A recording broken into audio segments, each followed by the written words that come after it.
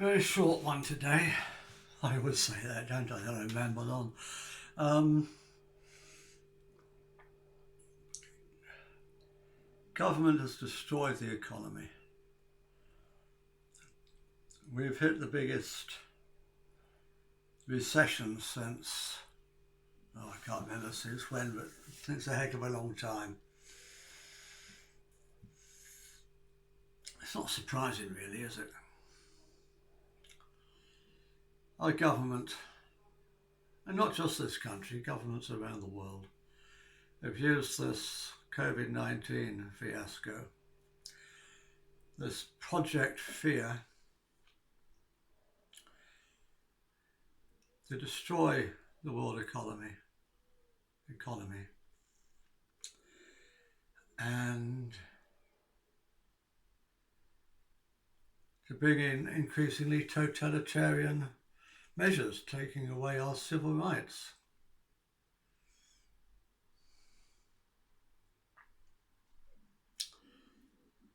So what do we do about it? So many people just don't see what we can do about it. Some have given up. They've decided there's nothing we can do about it. We have to accept a 1984 future. Well, bollocks to that.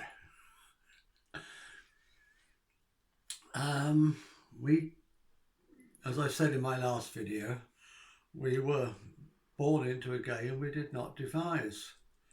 The rules are stacked against us and in favour of the globalist elite who are trying to bring in this new world order, totalitarian, one world government system, which will, in George Orwell's words, will be a boot stamping on the human face forever.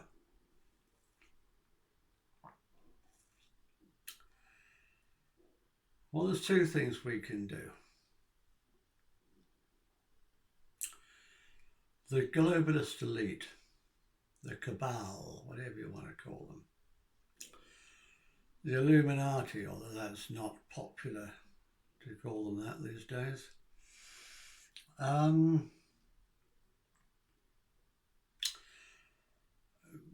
Basically they're rich business people, rich bankers, who operate from behind the scenes.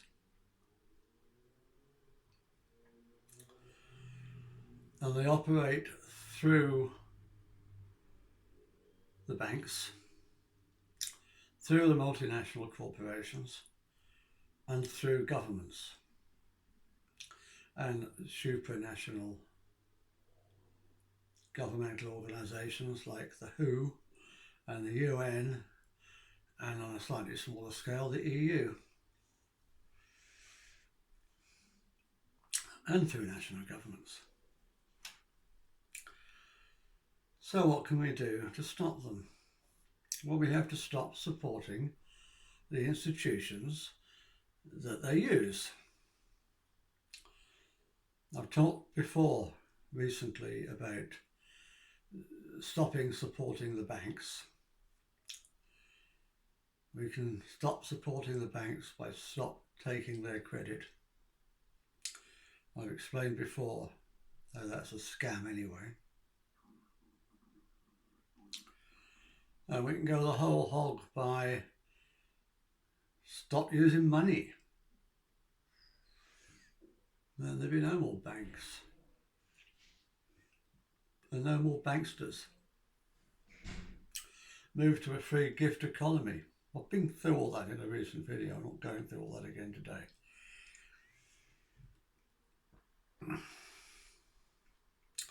Don't use the big multinational corporations. Use small local businesses.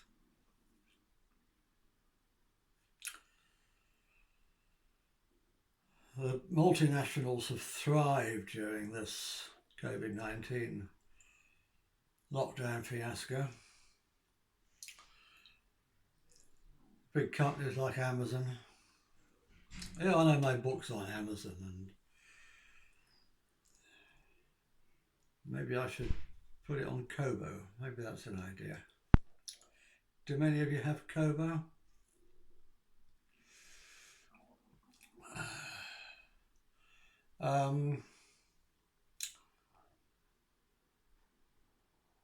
I know another good friend of mine, another author, has taken his books off Amazon. Maybe I should, but I'm selling few enough of them as it is, and I do want to get the word out there. The small businesses, the small independents, lots of them have gone bankrupt. There was a nice little cafe just round the corner from where I've moved to. And when I used to come here before, I always used to go in there for a meal. Well, they haven't reopened since the lockdown. And they won't. Everything's been taken out of the shop. It's closed. It's empty. And who's picking up all the business? Big multinationals. Starbucks is thriving. Costa Coffee is thriving. McDonalds, what anybody goes in there, I don't know, but they do.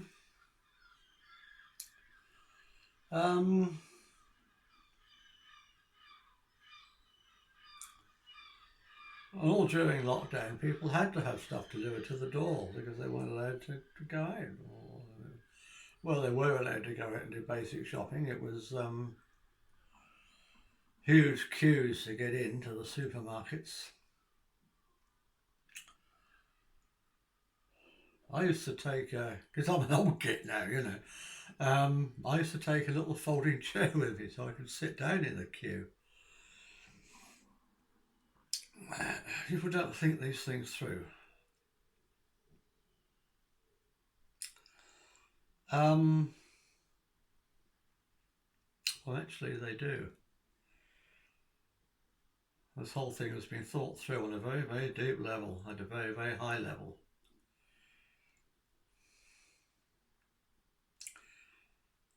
And yeah, I suppose more and more I'm becoming what used to be called a conspiracy theorist.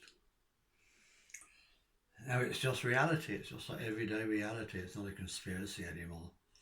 You have to be blind not to see.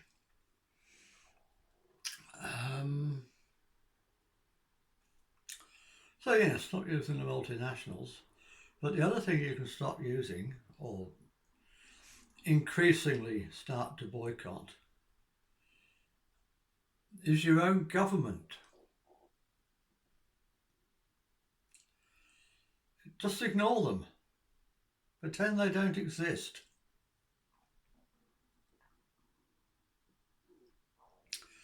Don't obey their rules.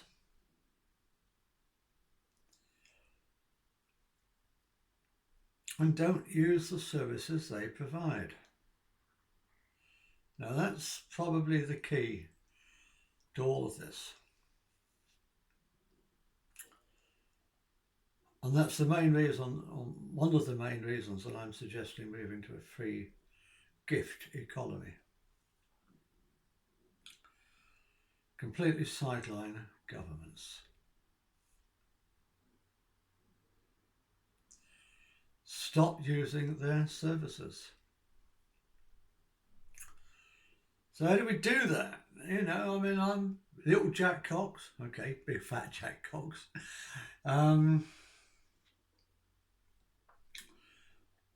Living in this little place in the Midlands in England, minding his own business, doing no harm to a soul. How can I stand up? How can I stop using the government? How can I stop using their services? Well, we can't just stop overnight.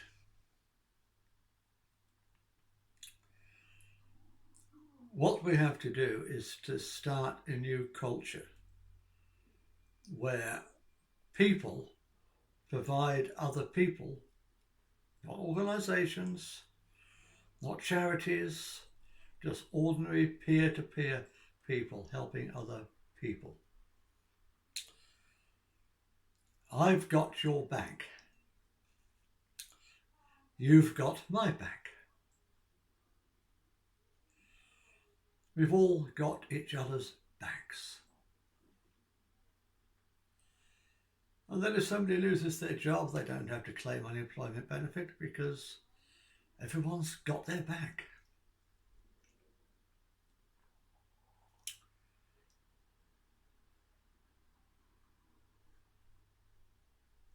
Somebody is taken sick, they haven't got to worry about how they feed their family while they can't go to work because everybody's got their back. We don't need to claim anything from the government because everybody else has got our back.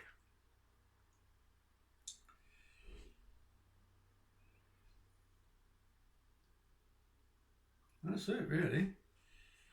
Is that such a big thing to ask? Let me start with the people near you. Check that everybody in your street has got enough. If they haven't, help them.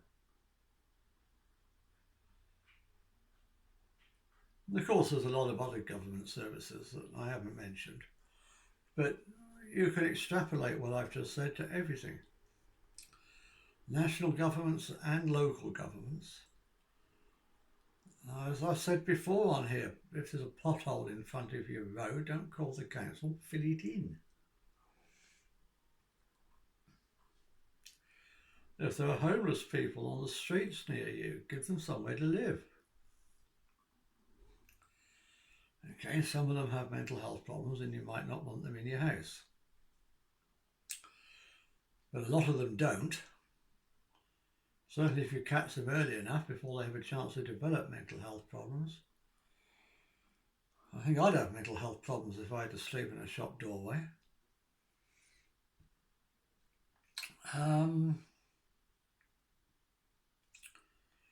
But in the present economic system, when we still have money, it only takes, what, 4 people? 4 people in a whole day. There's this guy sleeping in a shop doorway. He's sat there all day doing nothing. He's probably got his head down because he's lost the self-respect to even look you in the eye. He's so ashamed. He feels so low, so small, and so vulnerable. He's out there at night and junks attack them at night. And not always just drunks. Arseholes attack them at night. Even murder them sometimes. It only takes 4 people during that day to give him 10 quid. And he's got a bed for the night in a cheap hotel.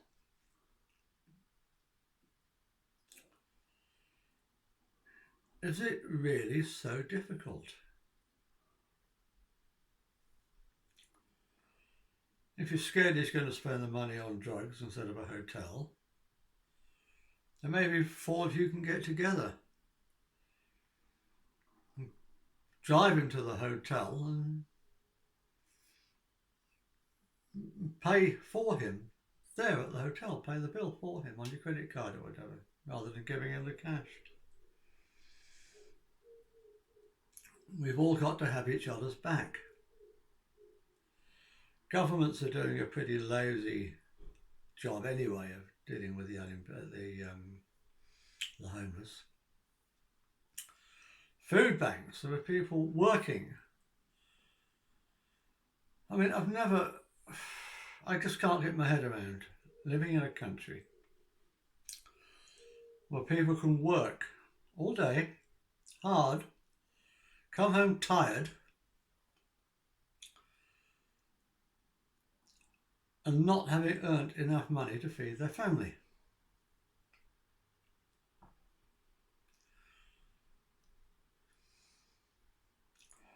What sort of wicked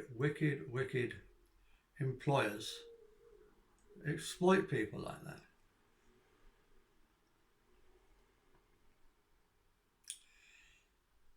So we have this thing that the government organised called working age benefits, as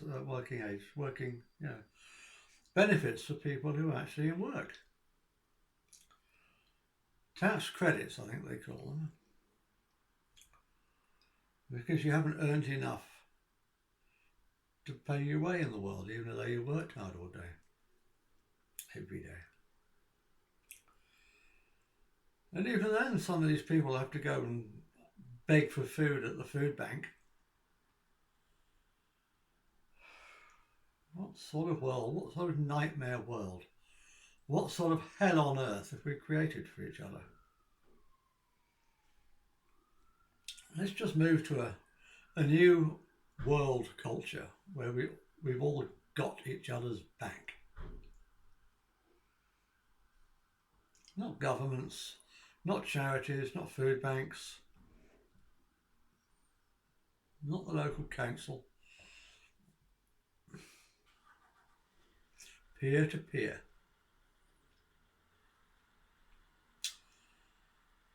And that really is all I want to say to you today. I go into a lot more detail in my book, Love Not Fear, which is available from Amazon, I'm afraid.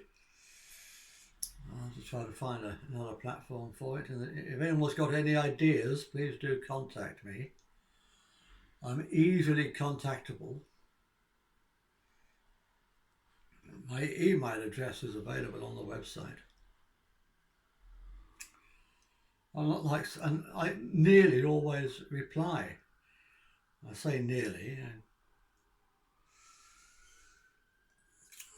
People are really rude and nasty. I don't bother to reply. I just block them.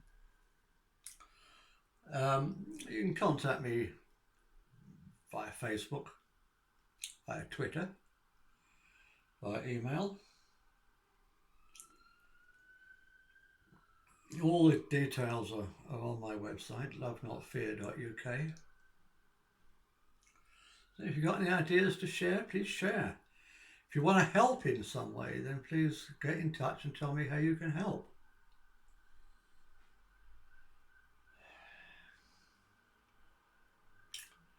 And if lots of people contact me from the same town, I can put them in touch with one another if that's what they've asked me to do.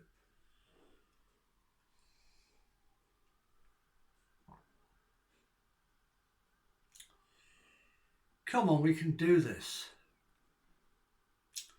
We can build a new world, a better world.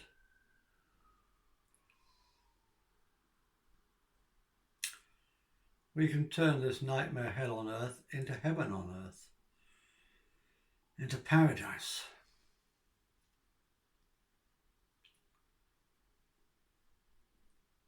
And all it takes is enough people to make a fundamental attitude shift. So let's do it. Namaste.